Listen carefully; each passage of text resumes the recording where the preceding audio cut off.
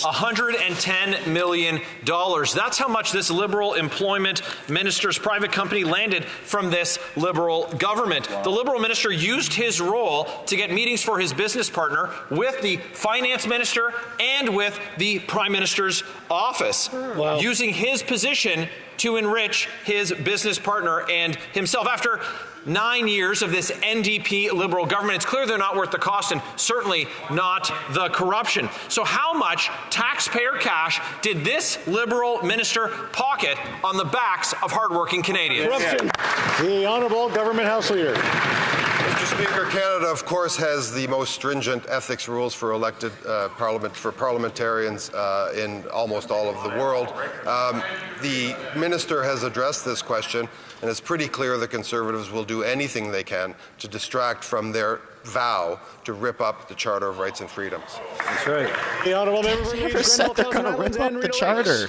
Of course, Speaker, these Liberals are trying to distract and divide. A common-sense Conservative government would, of course, only use the notwithstanding clause on matters of criminal justice. It's unconscionable that this government would allow a mass murderer like the Quebec mosque shooter to ever be released from prison. He murdered 6 innocent worshippers, and the only way he should have left maximum security was in a box. That's right. Our question was about the corruption of their government, the employment minister pocketing cash on the backs of taxpayers. Will they do the right thing and call in the RCMP? That's right.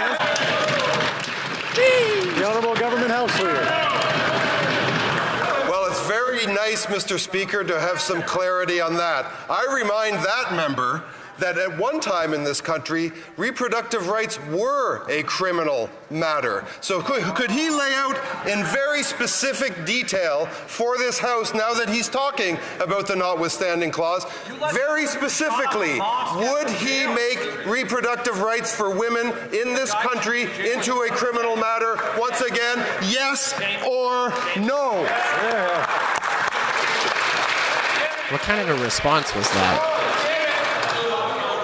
The Honourable Member for St. Albert, Edmonton. Speaker, a lobbying firm owned by the business partner of the lone Alberta minister secured $110 million in federal contracts.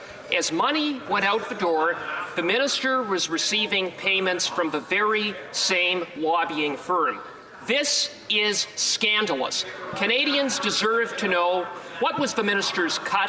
How much was he paid? The Honourable Government House Leader. Canada has incredibly stringent ethics rules, Mr. Speaker, and the minister has addressed Obviously those questions. not. But this member has, I don't know if he's communicated with his honourable friend that just got up, but maybe he could answer for us specifically now. Which criminal matters will apply to the ripping up of Canada's fundamental rights and freedoms? I would ask him to be very specific, point us to chapter and verse. Which rights of Canadians is he vowing to rip up today? Hear, hear.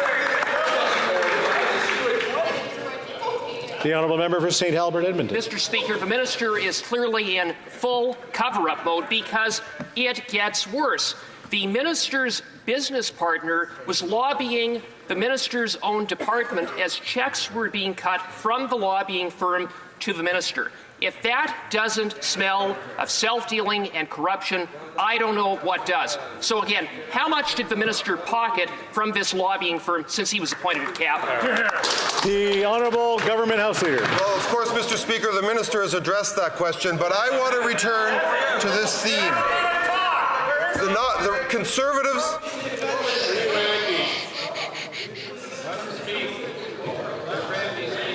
Yeah, bring Randy up. We have a number of questions to go, so I want to make sure that we have order in the House. The Honourable Government House Leader.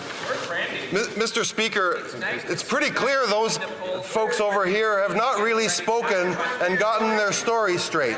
We have this member proposing to put reproductive rights back into a category of criminal behavior.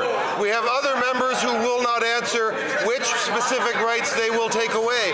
This member has refused to stand up and answer the question of which, is it the freedom of expression? What specific rights would your leader take away as a result of his vow to tear up the Charter of Rights and Freedoms? Never said that. Oh my goodness.